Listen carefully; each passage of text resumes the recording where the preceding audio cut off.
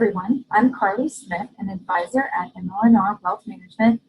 Thank you for listening in on our discussion around market performance and election years. As if this year hasn't been crazy enough, the election that is right around the corner might as well be the icing on the cake. Every 4 years, we have the opportunity to express our right to vote.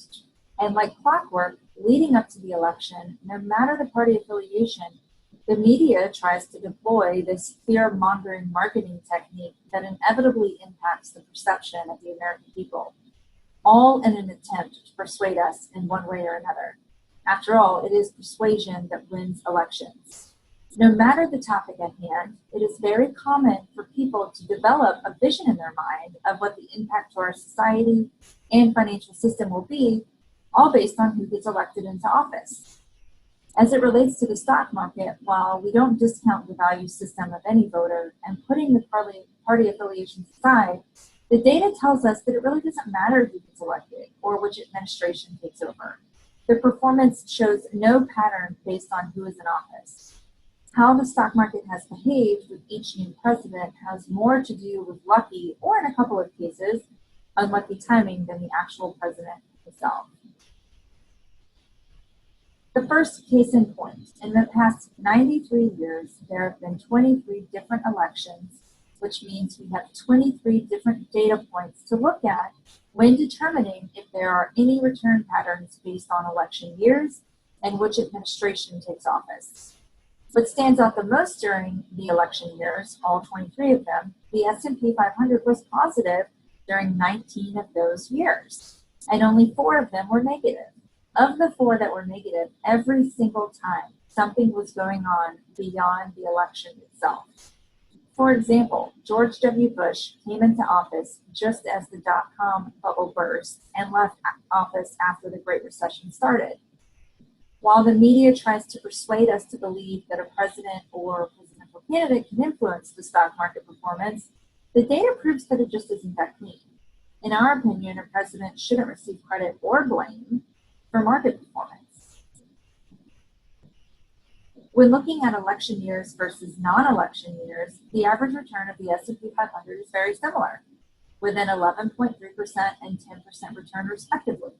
In addition, by reviewing returns of the subsequent year to the election, the average return is 9.9%. Given this information, as you may have gathered, it is very difficult to identify systematic return patterns during these years. We come to the same conclusion by looking at presidential terms.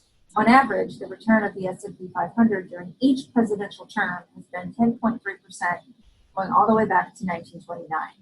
There are a couple of unlucky presidents who experienced negative annualized returns during their tenure, like George W. Bush, but overall, the majority of presidents, both Democrat and Republican, have had terms in which the annualized return of the stock market was positive. So rather than viewing the upcoming election as a looming crisis in the making, it's important to keep your eye on the prize and push all of that short-term noise aside. If we look at the growth of $1 invested in January of 1926, it still shows an upward trending trajectory and is worth 10,000 times more than it was when initially invested, regardless of who is in office. This speaks directly to the importance of staying focused as a long-term investor. There will always be a short-term event that appears to wreak havoc on our portfolios, but by staying disciplined and treating the event as short-term noise, we set ourselves up for greater success in the long run. It is very easy to get caught up in what we think might happen in the short term, especially during a year like 2020. The important thing to remember is that so many things influence stock prices and market returns.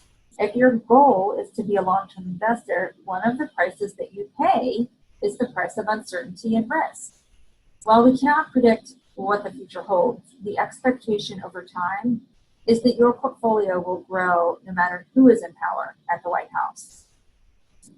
Our goal is to help our clients navigate these times and stay the course in order to prevent the derailment of your overall financial plan just because of a little short-term noise.